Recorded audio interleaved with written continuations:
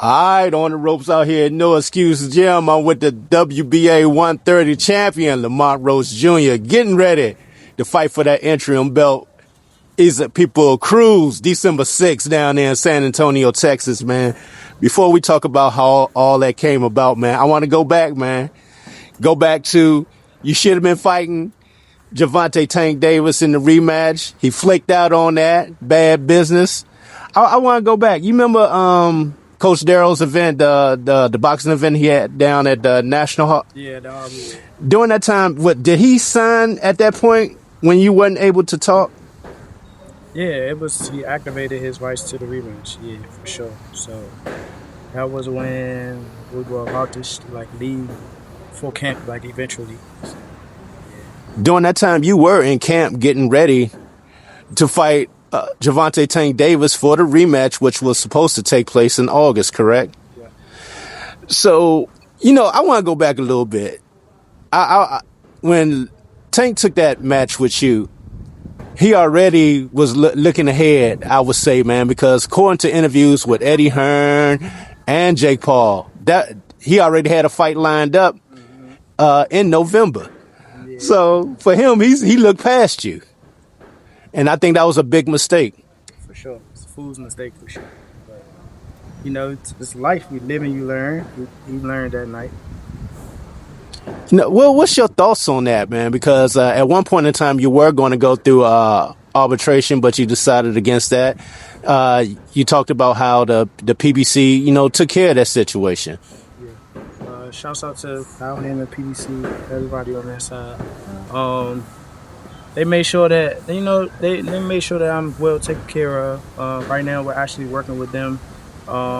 Moving forward with this fight. And a couple more fights. So, I just, want to shout out to them. I really don't have too many thoughts about, the whole situation, it's over with. It happened. I already knew once it was, up in the air, up in the balance, we already knew that he wasn't going to fight. I know what type of person he was. So, it is what it is. To me, honestly, I just think he's scared. And, he told y'all he retiring. I believe it. You know what I'm saying? He's going to take Jake. That's not going to mess up his record. That's not going to, you know what I'm saying? I honestly, I'm going to keep it a buck, man. I see it as bad business.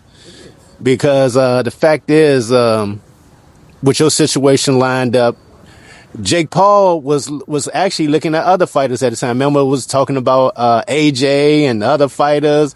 But somehow he pivoted back to Tank.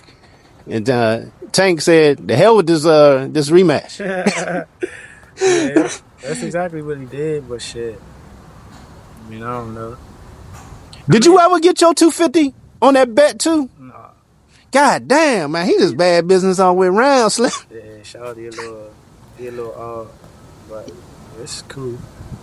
Let me ask you, man, because you've been talking about it, man. You've been traveling through Baltimore, man. What the people saying, man? What's their thoughts on the situation?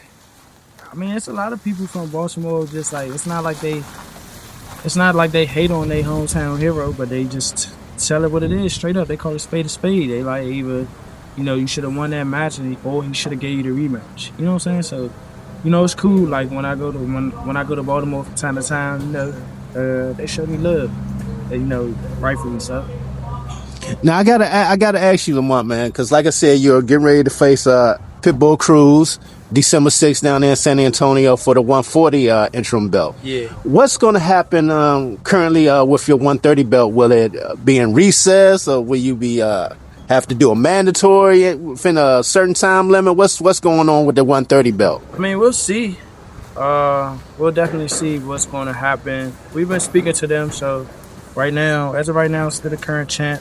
We'll talk to them soon as this fight approaches, and we'll have a verdict. Honestly, on what's going to happen. You got to think. My last fight, I was fighting for the 135 WBA championship, and I was supposed to be fighting for it again. So it's just a whole bunch of confusion and a whole bunch of mix-up due to a bad businessman over there. So. It's just a lot of stuff that's, that they got to be talking about.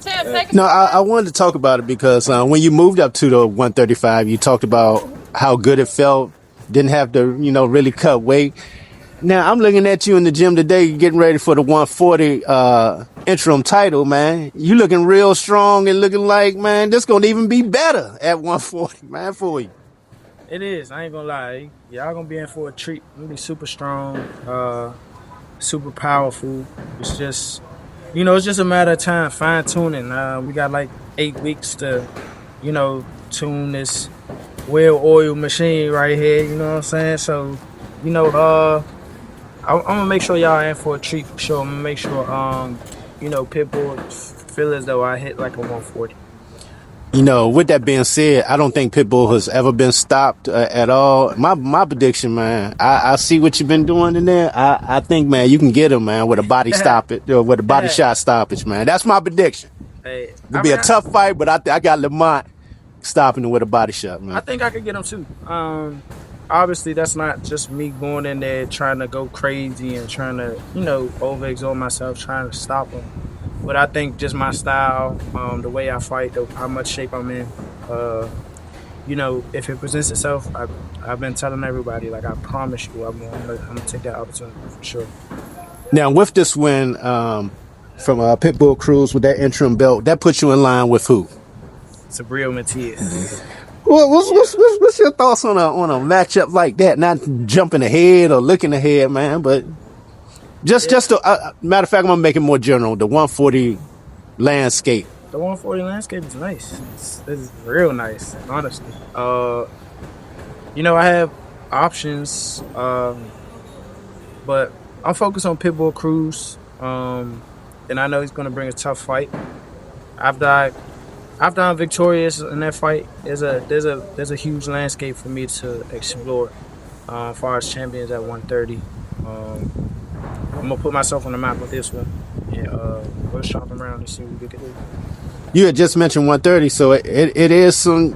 You are considering going back down to the 130 at some point in time.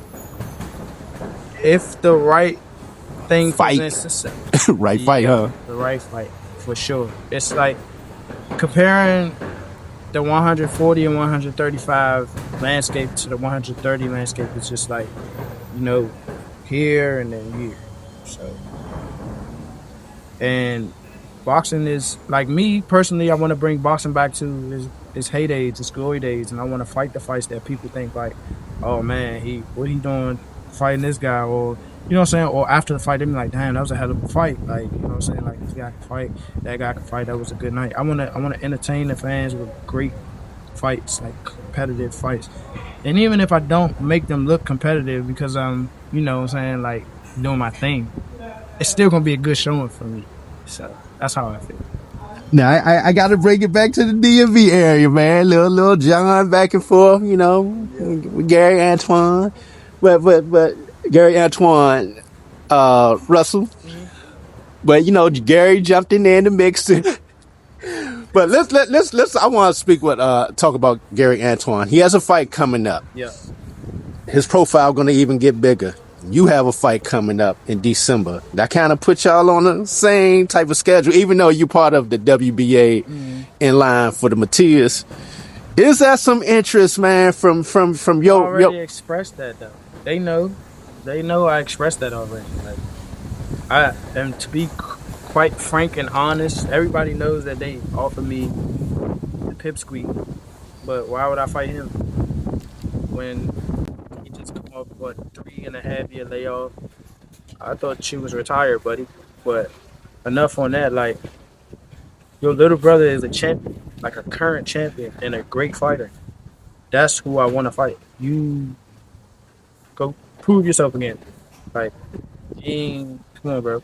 Oh, see it. Now I feel you and Gary Antuanne, that would be a big fight here in the DMV, man. Huge fight, man. For sure. That's a fight. That's a fight. And they keep talking about, that's what I'm saying, to address this the most money or whatever. No, it won't. Cut it out. You don't even sell here. So, just to let y'all know, Gary Russell Jr. does not sell here at home. He doesn't. It's a fact. He saw it all. Has he ever sold out at home? And No. no. You know who did though? Ding ding ding ding ding. Me. ding ding ding ding ding. I gotta ask you about this one, man. You know, a lot of talks with you and Shakur back and forth. I know right now, like you said, you know, PitBull is the main focus, but y'all have been talking, man. And have y'all been talking like around what weight class y'all would, if y'all was 135 for his belt? Yeah, for sure. That was the goal. Like that was the plan. That was the plan to fight him early next year. I was going to still have a tune-up this year, and then fight him early next year for 135 pound strap. So, you know, he had a bigger opportunity and a bigger fight presenting itself, but it still ain't get signed yet. I don't, you know what I'm saying? So I'm not gonna put like my career on hold waiting for that. Like I hope it comes to. I hope he get the TO fight. I hope he get the TO fight. So I'm actually surprised on that, to be honest with you. yeah. The reason I say that is, like I said, with him being a 135 champion, I understand, you know, that's good money fighting TO. But you know, his boy, man, is the number one in line to that belt. Oh yeah. Keyshawn Davis, he's the number one rank to TO's belt right now. We know he's shelf by top rank for the stuff in Norfolk, but hopefully, man, he'll get that opportunity. Do you feel Shakur stepping on them toes a little bit? Nah. Oh, he want that big fight. He just want a big fight. He just want a big fight, and he deserves it. I mean, like who don't? Like kid been not kid, but he been working his ass off like his whole career ever since he probably started. I mean, ever since he started boxing. So it's just like that's the shit that we like, you know, deserve. That's the shit that we working for so long. Like if T.O. a big name and you a big name, and that fight is on the table. All right, if it's a bigger fight than me and you, go ahead, take it. I'm all for it. I don't got no problem with that.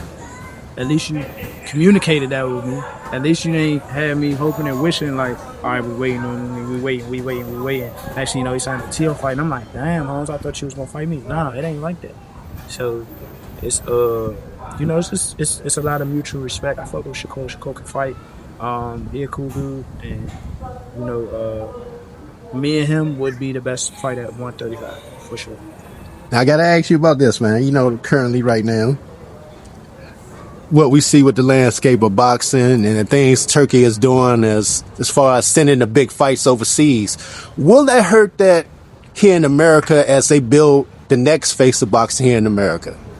You know, after the Canelos and the Crawfords are gone, who's going to be in line next in America to be doing the sellouts?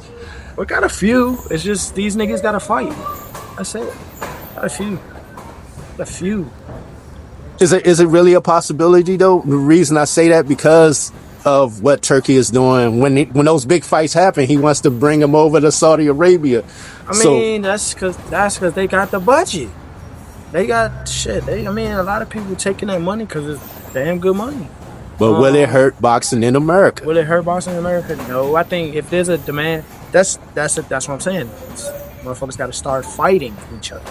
That's the thing. If it's a high demand, if it's a super high demand for a fight amongst the American boxing, they're gonna want it in America. Terrence Crawford and Canelo Alvarez was in America. So you know what I'm saying? Like that's a good point. Yeah, like that fight was in America. If it's high demand, they're gonna want it here. So that's the thing. You know, one of the things you talk about, man, building on your legacy. You know, want to make sure you have that type of career that say, man, I went out there to try to fight the best, man. I want to be the best in boxing, man. How close are you, man, as far as filling out your dreams, man, and on that road right now? I'm on the road for sure. How close am I to saying I accomplished like my goals 100%? I ain't gonna lie, I'm just getting started. This gonna be a fun ride, man. This gonna be a fun ride, and it all started my last fight. I've been told y'all in the interviews, this is the start of my legacy. That's like the Hector fight kicked it off, but my last fight really started my legacy. Because now it's like, who we gonna fight next? What are you gonna do next? how good did he look once he completed those tasks. You know what I'm saying? Like, that's what I plan on doing and giving the fans. I got to ask you about this, man. The cold thing, man. I mean, he in the boxing. So apparently, man, Dante's Boxing Nation, man, had an issue. But you doing that interview with Ryan Garcia, man. He ain't like the fact, man, that you talked to I the. don't know what I was supposed to. You're part of an interview with Ring Magazine. I did an interview with Ring Magazine. I didn't know Ryan was gonna be on it, and I straight up told him I don't care for the shit that he do. He knew that 100% for a fact. Cause he was on you after that, so I don't really. Dante Boston Nation can talk to me if he want to. Fuck, I tell him the same shit. What the fuck? Yeah, I was actually surprised when I saw that, man. I was like, well, damn, what the man supposed to do? He talking to Ring Magazine. He ain't know Ryan was popping up on that mother. He was gonna be on the show talking to Shady, Max, and Mike Coppinger. I wasn't coming on there expecting to talk to Ryan. And if I was, I would have off the break told him how I felt, just like I did. Y'all was even talking about a fight, man. Shit, you get that bread with him up. What would that be at? A catch weight? Gotta be, right? Because he can't make no 40. Fight him at 47. I think he a lick. Oh, shit, you say he a lick. I think he was lick. Oh. Hey. I like what you doing, man, because I see, like with Terrence Crawford, man, if you going to do something, be about it. You stepped out there, went to 54, then he went to 68 to fight Canelo. I see you doing your thing with PitBull. You ain't nothing stopping you. Yeah. You ain't nothing to discourage you. Like, man, fuck it, I'm moving on. Sure. Slim ain't want to fight. Yeah, Slim, want to take that bag? Shit over with, so we on to the next. I got to ask you about this right before we wrap it up, man. Was you a little hurt or surprised with the Coach Calvin comment about saying, you was a nobody before you fought Tank? No. He like one of them, or he like another trope. Like, who cares? Fuck do I give a fuck about what you got to say about, you know what I'm saying? Like, you ain't with me, obviously. So you just, and what the hell, ain't you not even on the stage, you in the crowd, ain't you? Is what you part of the media, or is you part of the team? Hey man, hey man, look like he having two coaches again. Hey man, no disrespect, man. That's what I see in the video. I see Barry. I see Cal. Hey man. But hey Slim, again, we back on Lamont doing his thing November 6th. Man, I expect, man, you're going to have a hostile crowd down there in San Antonio, man. To be honest, man, that's PitBull territory. Ain't nothing I ain't used to. You know how many Tank fans was in that Barclays Center? You know how quiet it was towards the end of the fight? Come on, man. Hey, Slim, you used to this, because remember doing with the Golden Boy days, and you had tough fights. You've been out on the West. I've been on the West. Nothing new for you. Nothing new to me, man. As long as I'm in that box, too. How's the relationship been going with PBC? You know, since you've been working with them for a while now. And they've been nothing but professional and accommodated. They're great partners to work with. We've been doing our thing. We've been rocking the road. So if we're going to continue on this journey, it's going to be great.